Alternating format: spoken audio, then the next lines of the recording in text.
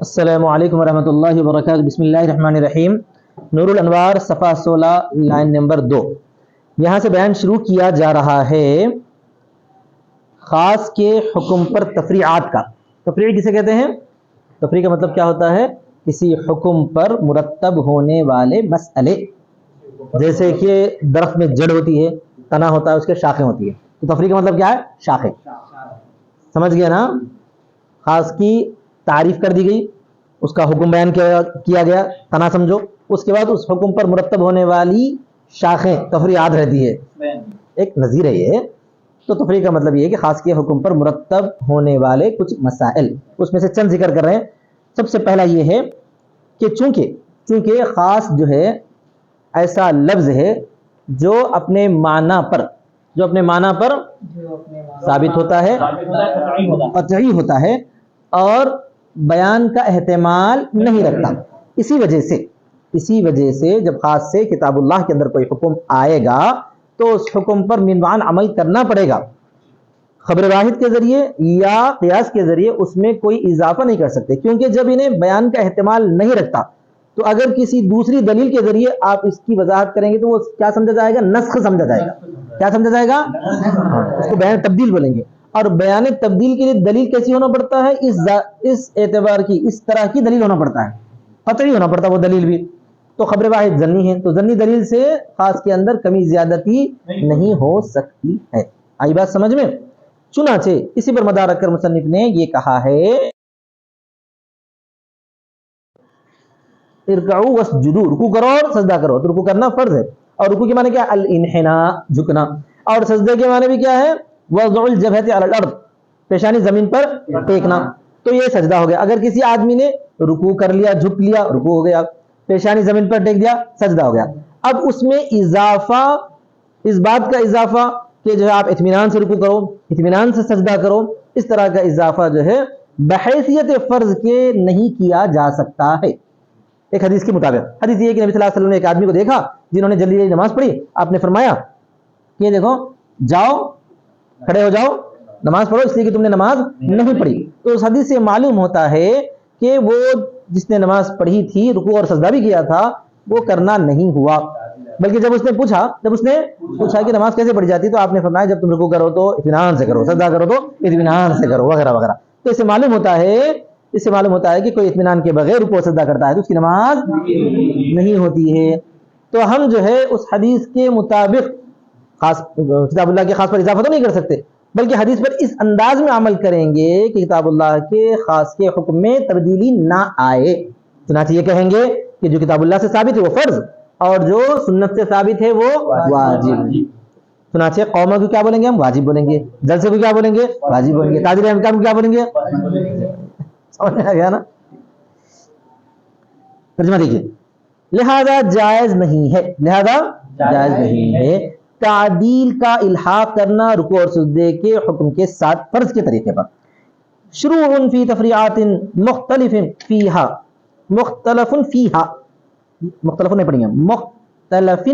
بین الشافعی، یہ تفریعات کو شروع کیا جا رہا ہے، تفریعات شروع ہو رہی ہیں جس میں اختلاف ہے ہمارے اور شافعی کے درمیان، علی ما ذکر من حکم الخاص، اس بنا پر جو حکم خاص سے مصنف نے ذکر کیا۔ کیا مطلب ہے؟ یعنی اذا کان الخاص لا يحتمل البیان لکونہ بین بنفسہ، یعنی جب خاص بیان کا احتمال نہیں رکھتا اس لیے کہ وہ بین بنفسہ ہی ہے، بیان کا احتمال نہیں رکھتا اس لیے کہ وہ بذات خود واضح ہے، اس کی کوئی تفسیر نہیں آ سکتی، اس کی کوئی تفسیر آنے کی ضرورت نہیں۔ سمجھ میں آ گیا نا سب؟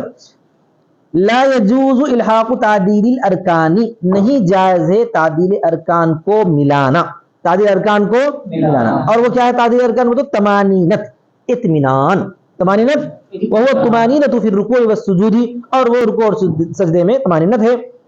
والقومہ بعد الرکوع، اور قومے کو ملانا تعدیل کس کے ساتھ؟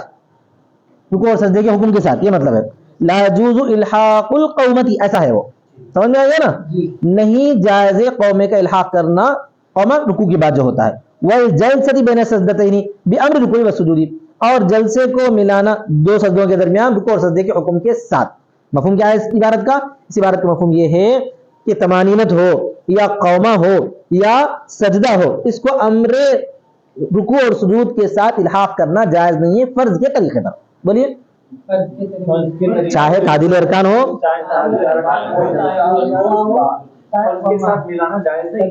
رکوع اور سجدے کے حکم کے ساتھ ملانا فرض کے طریقے پر, رکوع اور سجدے کے حکم کے ساتھ ملانا. ٹھیک ہے, آگے دیکھیے. ہاں, علی سبیل الفرض, فرض کے طریقے پر. کما الحقہ بھی ابو یوسف الشافعی, ابو یوسف صاحب بھی امام شافعی کے ساتھ شریک ہو گئے, جیسا کہ اس کو ملایا ہے ابو یوسف نے اور شافعی نے. انہوں نے کیا کہا ہے؟ تعدیل ارکان فرض ہے, قومہ فرض ہے, جلسہ فرض ہے, وہ لوگوں نے فرمایا. حالانکہ قرآن مجید میں نہ قومے کا ذکر ہے نہ تعدیل ارکان کا ذکر ہے.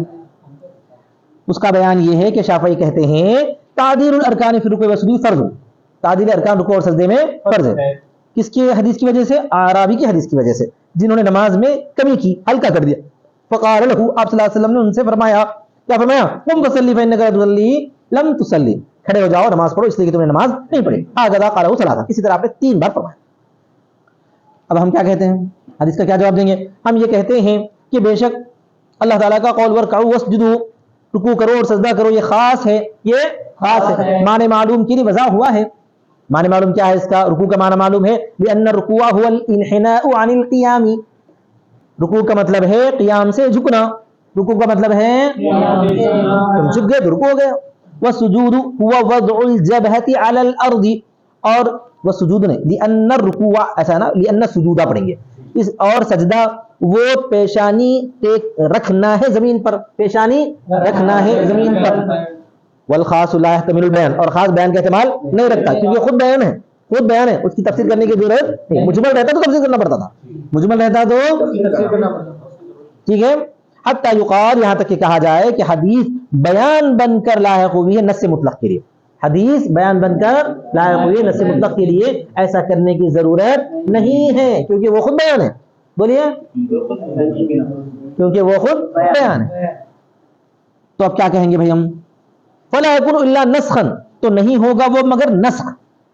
اب اگر حدیث کی وجہ سے, اگر حدیث کی وجہ سے اگر آپ جو کتاب اللہ کے حکم میں اضافہ کریں گے تو اس کیا ماننا پڑے گا؟ نسخ ماننا پڑے گا. اور خاص کے اندر اگر نسخ ماننا ہو تو ویسی دلیل ہونا, اگرچہ کہ خاص بیان تبدیل کا احتمال رکھتا ہے, مگر بیان تبدیل کیا ہے؟ نسخ ہے.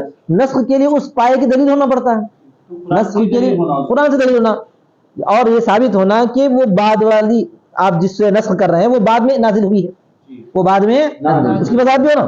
نسخ کے لیے ترتیب بھی معلوم ہونا پڑتا, نسخ کے لیے جیسے کہ مثال کے طور پر میں آپ کو مثال دیتا ہوں, کتب علیکم الوصیۃ اذا حضر احدکم الموت, احدکم الموت آیا نا قرآن مجید میں, تم پر وصیت لکھ دی گئی ہے جب تم میں سے کسی کو موت آئے. لکھ دی گئی ہے کا مطلب کیا ہو گیا ہے؟ وصیت فرض ہے, لیکن اس حکم پر عمل کرنا اب نہیں ہے کیونکہ یہ آیت منسوخ ہے. یہ آیت ہے, آیت کا حکم منسوخ ہے, کیونکہ اللہ تبارک و تعالیٰ نے یوصیکم اللہ فی اولادکم کے اندر, یوصیکم اللہ فی اولادکم میں اللہ تبارک و تعالیٰ نے تمام لوگوں کے حصے ذکر کر دیے ہیں, تمام لوگوں کے حصے ذکر کر دیے ہیں, تو اب وصیت کی ضرورت باقی نہیں رہی ہے. تو کیسے معلوم ہوا؟ یہ دوسری آیت مبارکہ سے معلوم ہوا, کیونکہ کتب علیکم الوصیہ جیسے قرآن مجید کی آیت ہے, یوصیکم اللہ بھی قرآن مجید ہی کی آیت ہے, اور ساتھ میں یہ بات بھی ثابت ہے کہ کتب علیکم والی وصیت والی جو آیت ہے وہ آیت پہلے کی ہے, اور یوصیکم اللہ والی آیت کیا ہے؟ بعد کی ہے. آئی نا بات سمجھ میں؟ تو نسخ کرنے کے لیے پہلی بات تو یہ ہے کہ اس پائے کی دلیل ہونا, دوسری بات یہ ہے کہ جو ناسخ آیت ہے یا جو ناسخ دلیل ہے وہ بعد میں, بولو, بعد میں نازل ہوئی یا بعد میں جو ہے اس کی وضاحت آئی ہے, یہ ثابت ہونا. آئی بات سمجھ میں؟ تو اب یہاں پر تو ہم پہلی بات یہاں پہ ہو جاتی ہے کہ جو خاص کتاب اللہ کا ہے وہ قطعی ہے, اور خبر واحد کے اندر جو حکم آیا ہے کہ تم نے نماز نہیں پڑھی اور تعدیل ارکان کے ساتھ نماز پڑھو, وہ حکم کیا ہے؟ ضمنی ہے. ضمنی سے قطعی دلیل کو خاص نہیں کیا جا سکتا, نسخ نہیں کیا جا سکتا. بولو جی, نہیں کیا جا سکتی, نسخ نہیں کیا جا سکتا. تبدیل کرنا درحقیقت کیا ہے؟ نسخ کرنا ہے. فلا يكون الا نسخا, تو نہیں ہوگا مگر نسخ, اور وہ جائز نہیں خبر واحد سے, اور وہ اب فوراً جو احتشام میں بولیں گے پھر کیا حدیث کو چھوڑ دیں گے؟ ارے نہیں چھوڑیں گے بھائی, مضبوط پکڑیں گے حدیث کو. کیا کریں گے؟ کیسے پکڑیں گے؟ واجب ہے بولیں گے, تعدیل ارکان واجب ہے. چنانچہ اگر کوئی بغیر تعدیل ارکان کی نماز پڑھتا ہے تو اس کی نماز کیا ہوگی؟ ناقص ہوگی, اس کی نماز ناقص ہوگی. فَيَنْبَغِي أَن تُرَاعَى مَنْزِلَةُ كُلِّ مِنَ الْكِتَابِ وَالسُّنَّةِ، تو چاہیے کہ رعایت کی جائے کتاب اللہ اور سنت میں سے ہر ایک کے درجے کی، چاہیے کہ رعایت کی جائے جیسے ہر ایک کے درجے. چنانچہ جو کتاب اللہ سے ثابت ہے اس کو فرض کہا جائے گا، اور جو سنت سے ثابت ہے فما ثبت بالکتاب يكون فرضا لانه قطعي وما ثبت بالسنه يكون واجبا لانه ظني، جو کتاب سے ثابت ہے وہ قطعی ہے یہ فرض ہے، اور جو سنت سے ثابت ہے تو یہ سنت ظنی ہے اس واسطے وہ واجب ہے. ٹھیک ہے. اور ایک تفریق، وبطل شرط الولاء والترتیب والتسمیۃ والنیۃ فی آیت الوضوء. اللہ تبارک و تعالیٰ نے آیت وضو میں صرف اتنا فرمایا یا ایھا الذین آمنوا اذا قمتم الى الصلاۃ فاغسلوا وجوہکم وایدیکم الى المرافق وامسحوا برؤوسکم. کیا بتایا گیا اس میں؟ جب تم نماز کا ارادہ کرو، قمتم الى الصلاۃ اذا اردتم الى الصلاۃ، سمجھ میں آ گیا نا؟ تو جب تم نماز کا ارادہ کرو تو 4 کام کر لو. پہلا کام کیا ہے؟ چہرہ دھو لو. دوسرا کام کیا ہے؟ دونوں ہاتھ دھو لو کوہنیوں سمیت. تیسرا حکم کیا ہے؟ سر کا مسح کر لو. چوتھا حکم کیا ہے؟ ٹخنوں سمیت. سمجھ میں آ گیا نا؟ آیت مبارکہ صرف اتنی ہے، آیت مبارکہ صرف اتنی ہے. اب اس میں اگر کوئی شرائط سے اضافہ ہو رہا ہے خبر واحد کے ذریعے، خبر واحد کے ذریعے، تو آپ کیا بولیں گے اس میں؟ یہ بولیں گے کہ یہ آیت بالکل واضح ہے، یہ آیت کے تمام احکامات کیا ہیں؟ واضح ہیں. خاص کا حکم ہے، خاص کا حکم قطعی ہے، وہ تفسیر کا کوئی احتمال نہیں رکھتا. جب یہ آیت بالکل واضح ہے اپنے تمام چاروں کام کرنے کے لیے، چاروں کام کرنے کے لیے، تو اس حکم میں کوئی اضافہ اگر جو ہے کسی اور دلیل کے ذریعے آپ کر رہے ہیں تو کیا سمجھا جائے گا؟ وہ نسخ سمجھا جائے گا. اور نسخ کے لیے ایسی مضبوط دلیل ہونا پڑتا ہے، ایسی مضبوط دلیل. لہذا خبر واحد کے ذریعے یا قیاس کے ذریعے آپ اس آیت میں کوئی اضافہ نہیں کر سکتے ہیں. اگر کوئی آدمی کر رہا ہے کسی حدیث کی وجہ سے تو وہ اس کو کیا سمجھا جائے گا؟ غلط سمجھا جائے گا. ہاں اگر کوئی حدیث سے ثابت ہو، کوئی خبر واحد ثابت ہو جس کے اندر کوئی دوسری ہدایت آتی ہو تو اس ہدایت کو ہم کیا بولیں گے؟ جو کتاب اللہ سے ثابت ہے اس کو تو بولیں گے فرض، اور جو سنت ثابت ہے اس کو کیا بولیں گے؟ واجب بولیں گے. وضو میں کوئی چیز واجب تو ہوتی نہیں، وضو میں کوئی چیز واجب ہوتی نہیں، لہٰذا کیا بولیں گے ہم؟ سنت مؤکدہ بولیں گے. سنت بولیے یا سنت مؤکدہ بولیے یا تاکید کی سنت بولیے. سمجھ میں آ گیا؟ اب ایک ایک کو سمجھیں گے. اسی وجہ سے مصنف کہتے ہیں دوسری تفریع میں کہ خاص کے حکم پر اضافہ چونکہ نہیں ہو سکتا ہے، خاص چونکہ قطعی دلیل ہے، لہذا ولا کی شرط، ترتیب کی شرط اور تسمیہ کی شرط اور نیت کی شرط باطل ہے وضو میں. بعض حضرات جو ہے ولا کی شرط لگا ہے وضو میں، ولا میں پے در پے کرنا، پے در پے کرنا، یہ 4 کام کرنا ہے آپ کو، تو بغیر کسی جو ہے دیری کرے گے آپ چہرہ دھو لیے، فوراً جو ہاتھوں دھو لو، فوراً سر کا مسح کر لو، فوراً پیراں دھو لو. 4 کام ولا کے ساتھ کرو، یعنی پے در پے کرو، تاخیر مت کرو. مثال کرے کہ آپ نے چہرہ دھو لیا، فون آیا، آج کل فون آتے رہتے ہیں، یا میسج آیا، نکال کے میسج دیکھا، جواب دیا، 1 آدھ منٹ اس میں خرچ ہو گئے، اس کے بعد پھر کیا کر رہا؟ ہاتھوں دھو رہا. تو ولا ہے یہ نہیں ہے. ولا کے ساتھ اگر کسی نے نہیں کیا وضو تو وضو نہیں ہوگا. بعض حضرات فرماتے ہیں کیونکہ ان کے پاس حدیث شریف ہے. اسی طرح پر جو ہے بعض لوگ بولتے ہیں ترتیب ضروری ہے، بعض لوگ بولتے ہیں ترتیب ضروری ہے. اس کی شرط کا اضافہ بھی کسی وجہ سے وہ لوگ کرتے ہیں، ہم کہتے ہیں وہ شرط بھی باطل ہے کیونکہ قرآن مجید ترتیب ثابت نہیں ہوتی ہے. قرآن مجید سے صرف یہ 4 کام کرو ثابت ہو رہا ہے، ترتیب ثابت نہیں ہوتی ہے کیونکہ واو کے لیے اور واو کے لیے آتا ہے، مطلق جمع کے لیے آتا ہے، واو کے لیے آتا ہے، ترتیب کے لیے نہیں آتا. 2 باتیں ہو گئی. تیسری بات کیا ہے؟ بعض حضرات کہتے ہیں کہ بسم اللہ پڑھنا شرط ہے کیونکہ حدیث میں آیا ہے کہ اگر کوئی آدمی وضو کرتا ہے بسم اللہ نہیں پڑھتا ہے تو اس کا وضو مکمل نہیں ہوتا، تو لہٰذا بسم اللہ پڑھنا شرط ہے. ہم کہتے ہیں کہ حدیث شریف خبر واحد ہے اور خبر واحد سے کتاب اللہ پر نسخ کرنے کی اجازت نہیں ہے، اور نسخ ہی ہو سکتا ہے یہاں پہ کیونکہ یہ خاص ہے، بیان ہے، تفسیر کی کوئی ضرورت اس میں نہیں ہے. نسخ ہوگا، نسخ تو نہیں ہو سکتا. زیادہ ہم حدیث کا جملہ کیا بولیں گے؟ واجب. واجب تو ہوتا نہیں وضو میں، نہیں ہوتا، سنت بولیں گے. واجب بول سکتے تھے، تمہارا بولنا غلط نہیں ہے، واجب بول سکتے تھے، وضو میں واجب ہے کیا کوئی نہیں ہے، لہٰذا کیا بولیں گے اس کو؟ سنت بولیں گے. اسی طرح نیت ہے. نیت کو بعض حضرات نے کیا قرار دیا ہے؟ شرط قرار دیا ہے. کہاں دیکھ کر؟ حدیث کو دیکھ کر کہ آپ صلی اللہ علیہ وسلم نے فرمایا کہ بغیر نیت کے کوئی عمل نہیں ہے، بغیر نیت کے کوئی عمل. انما الاعمال بالنیات، اعمال تو نیت ہی سے ہوتے ہیں. تو وہاں پر انہوں نے ترجمہ کیا ہے عمل کا حکم نیتوں پر موقوف ہے. ویسے احناف وہاں پر ترجمہ کرتے ہیں اعمال کی جزا نیتوں پر موقوف ہے، بلکہ عمل کا بدلہ عمل کی جزا نیتوں پر موقوف ہے. لیکن دوسرے حضرات کیا کہے؟ حکم العمل بالنیات کہتے ہیں. تو لہٰذا خیر حکم العمل بالنیات بھی سمجھتے ہوئے وضو میں اس کا اضافہ تو نہیں کر سکتے آپ، وضو میں کیونکہ وضو میں ہے لکھا ہوا کیا کہ نیت کے ساتھ یہ 4 کام کرو بول کے، آیت وضو میں تو نہیں ہے. لہٰذا بقیہ جتنے کام ہیں جن کاموں کو جو ہے احادیث سے ثابت رکھا جا رہا ہے ان تمام کاموں کو کیا بولیں گے آپ سنت بولیں گے. اور وضو کے فائدہ حاصل کرنے کے لیے وہ کام ضروری ہے بولیں گے. وضو کا فائدہ حاصل کرنے کے لیے بسم اللہ ضروری ہے, وضو کا فائدہ حاصل کرنے کے لیے مسواک ضروری ہے, وضو کا فائدہ حاصل کرنے کے لیے نیت ضروری ہے, ترتیب ضروری ہے, تبھی جا کے وضو کا آپ کو ثواب ملے گا. بولیے. لیکن وضو بحیثیت نماز کی کنجی بغیر ان تمام اعمال کے بھی اگر کوئی آدمی بارش میں ٹھہر گیا چہرہ ایسا کھول کے اور ہاتھوں پیروں ایسا رکھ کے ٹھہر گیا, اس کی کوئی نیت ویت نہیں ہے وضو کرنے کی, تب بھی اس کا وضو ہو جائے گا کیونکہ یہ اعضاء دھل گئے. بھائی بات سمجھ میں ہے, یہ اناف کہتے ہیں. لیکن وضو کا ثواب ملتا کیا نہیں ملتا. وضو کا ثواب کب ملے گا؟ نیت کرا تو ثواب ملے گا, بسم اللہ پڑھا تو ثواب ملے گا, اور کیا کیا ہے ترتیب سے کرے تو ثواب ملے گا, سنت کے طریقے پر کرے تو ثواب ملے گا. اور وضو میں جو ہے گناہ کے جھڑانے کی جو صلاحیت ہے وہ اسی وقت پیدا ہوگی. سمجھ میں آ گیا؟ تقریباً 1.5 صفحے کا سبق ہوا. اور باطل ہے ولا کی شرط اور ترتیب کی اور تسمیہ کی اور نیت کی آیت وضو میں. وہذا تفریع ثانی, سب تفریحات کا ذکر کریں گے بولے نا, اس کی تفریح ہے, خاص کے حکم پر تفریح ہے. خاص کا حکم بین بنفسی ہی ہے, بیان کا احتمال نہیں رکھتا, تو آیت وضو میں بھی بیان کا کوئی احتمال نہیں ہے. سمجھ میں آ گیا؟ پہلی چیز کیا تھی کہ نماز میں تعدیل ارکان کی شرط لگانا غلط. یہاں پر بولو جی, وضو کے اندر ترتیب کی ولا کی اور شرط لگانا غلط بحیثیت فرض کے. بولو. اور احتشام تو کس کے طور پہ لگانا, پھر واجب کے طور پہ. واجب کے طور پہ ہو سکتا تھا لیکن وضو میں نہیں ہے. ٹھیک ہے, چلیے اس سے ترجمہ دیکھ لیجیے. یہ تفریع ثانی ہے اور اس کے قول فلا یجوز پر عطف ہے. کہاں ہے؟ دیکھو مصنف اوپر فلا یجوز بولے, دیکھو صفحہ نمبر 16 کی دوسری لائن میں اسی پر عطف ہے. تو کیا مطلب ہے؟ یعنی اذا کان الخاص لا يحتمل البیان, جب خاص احتمال نہیں رکھتا بیان کا تو باطل ہے ولا کی شرط, جیسا کہ اس کی شرط لگائی مالک نے.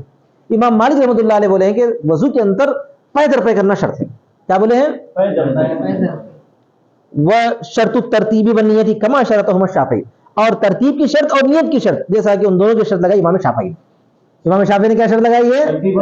ترتیب. بولے کہ ولا نہیں کرے تو نہیں کرے مگر ترتیب رہنا, پہلے چہرہ دھونا, فرائض پہ لے لیجیے, دوسری چیزوں کو چھوڑ دو, پہلے چہرہ دھونا, اس کے بعد ہاتھ دھونا, اس کے بعد سر کا مسح کرنا, اس کے بعد پیر دھونا. اگر کوئی الٹ پلٹ کر دیا تو نہیں ہوتا. کیا دلیل ہوگی آگے دیکھیں گے. اور دوسری شرط امام شافعی نے اور ایک شرط بھی لگائی ہے نیت کی. وضو نیت سے کرنا تبھی جا کے وضو ہوتا. خالی تم جو ہے کنویں میں چھلانگ لگا دیے, بارش میں ٹھہر گئے, غسل کر لیے, وضو نہیں ہوتا. کون بولتے ہیں؟ یہ امام شافعی بولتے. غسل کر لیے تو وضو نہیں ہوتا کیونکہ وضو میں نیت نہیں رہتی نا. ہاں, وضو کی نیت کرتے ہوئے کوئی آدمی غسل کر لیا تو وضو ہوتا بولتے ہیں امام شافعی ہے, اپن نہیں بولتے.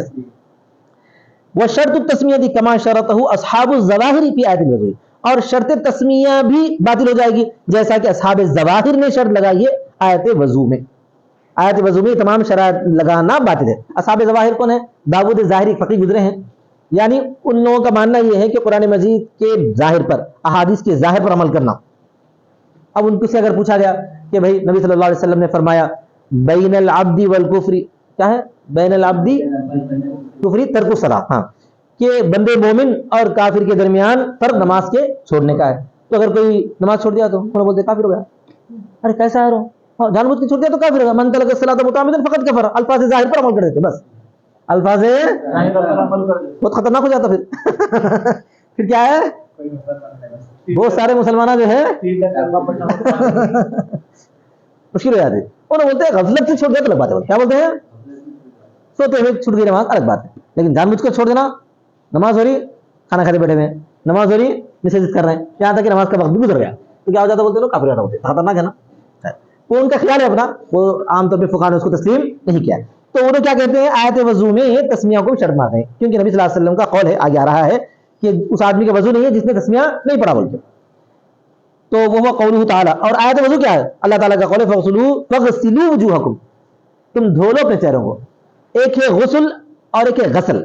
غسل کا مطلب نہانا اور غسل کا مطلب کیا ہے؟ دھونا, یاد رکھنا. آخری آیت تک بیان ذالک, اور اس کا بیان یہ ہے کہ ان مالک یقول ان الولا فرض فی الوضوء. امام مالک رحمۃ اللہ علیہ کہتے ہیں کہ ترتیب فرض ہے وضو میں. ترتیب کیا ہے؟ وہو ان یغسل اعضاءه فی الوضوء متتابعا, وہ یہ ہے کہ دھوئے اپنے وضو کے اپنے اعضاء کو وضو میں متتابعا, ایک کے پیچھے ایک मुतवालियन पे दर पे, दोनों मिला के है। मुतताबियन मुतवालियन का मतलब क्या होता है? एक के पीछे एक पे दर पे, ताखिर करे बगैर। दोनों का खुलासा ये बिहैसु लम यजीफल उज़्वुल अव्वल, इस हैसियत से कि पहला आजू ना सूख जाए। जब यजीफु क्या है? सूख जाना। पहला आजू सूखने से पहले पहले धो लेना, क्योंकि नबी सल्लल्लाहु अलैहि वसल्लम की मुवाज़बत की वजह से। आप सल्लल्लाहु अलैहि वसल्लम हमेशा ऐसे ही करते थे, कभी ऐसा नहीं हुआ कि आप सल्लल्लाहु अलैहि वसल्लम वजू करके जो बातचीत कर रहे होंगे बाद में हाथ धोएंगे, ऐसा नहीं है। तो जो नबी सल्लल्लाहु अलैहि वसल्लम की मुवाज़बत वाले अमाल हैं वो जरूरी होते हैं। क्या बोलते हो ना? बोलो जी। मुवाज़बत का मतलब पाबंदी से करे सो। समझ गए? वह असहाबु ज़वाहिर यक़ूलून, और असहाब ज़वाहिर कहते हैं कि इन्न तस्मियत फर्ज़ुन फिल वज़ूइ, कि बिस्मिल्लाह पढ़ना, तस्मिया बोले तो बिस्मिल्लाह पढ़ना वजू में फर्ज है, क्योंकि नबी सल्लल्लाहु अलैहि वसल्लम का कौल है ला वुदू लिमन लम युसम्मी, उसका वजू नहीं है जिसने तस्मिया नहीं पढ़ी। वो शाफिई यक़ूल, इमाम शाफिई कहते हैं कि इन्न तरतीब व नियत फिल वज़ूइ फर्ज़ुन, कि तरतीब भी और नियत भी वजू में फर्ज है। देर हो तो कुछ नहीं होता, लेकिन तरतीब होना बोलते हैं, क्योंकि अल्लाह के रसूल सल्लल्लाहु अलैहि वसल्लम का कौल है ला यक़बलुल्लाहु सलात इम्रिइन हत्ता यज़अ तहूर फी मवाज़िही, नहीं कबूल करता अल्लाह ताला किसी आदमी की नमाज को यहाँ तक कि तहूर को रखे अपनी जगहों में। तहूर को रखे अपनी जगहों में, तहूर मतलब बाकी हासिल करने वाला अमल। तो वजू का पानी, वजू का पानी भी तहूर कहलाता है। तो तहूर को अपने अपने जगहों में रखे, मतलब है कि अपनी अपनी तरतीब में कर ले, अपनी अपनी तरतीब में करे, ये बताते हैं। अल्लाह ताला ने कैसी तरतीब बयान की देखो, पहले चेहरा है, बाद में हाथ है, उसके बाद सर का मसा, उसके बाद पैर है। तो ये उस पर दलील भी लेते हो, उन्होंने ये बोलते हैं देखिए तरतीब में जो मसे को बीच में रखा गया, वरना अगर तरतीब जरूरी नहीं होती, तरतीब तो पहले मक़सूल आज़ा बयान करके बाद में मसा बयान कर दिया जाता था। तो अल्लाह ताला ने मसे को बीच में रख के ये बताया है ये बताया है कि तरतीब जरूरी है। उन्होंने ये दलील लेते हैं, मगर हम क्या करते हैं, उनकी दलील को कैसा तोड़ते देखिए आगे। तो हदीस के अल्फाज हैं कि धोए अपने चेहरे को, फिर अपने हाथों को, इला आखिर हदीस, अल हदीस बोले तो इला आखिर हदीस, ये हदीस के अल्फाज है पूरे, यहां तक कि तहूर को रखे अपनी जगहों में, के धोए अपने चेहरे को, फिर धोए अपने हाथों को, यहां तक कि हदीस पूरी पूरी है। और नबी सल्लल्लाहु अलैहि वसल्लम के इस कौल की वजह से दूसरे मसले में, दूसरा मसला क्या है? नियत शर्त बोले ना, तो नबी सल्लल्लाहु अलैहि वसल्लम के इस कौल की वजह से कि इन्नमल अमालु बिन्नियात, अमाल का मदार नियतों पर, मतलब अमाल का हुक्म नियतों पर मौकूफ है बोलते हैं। कोई भी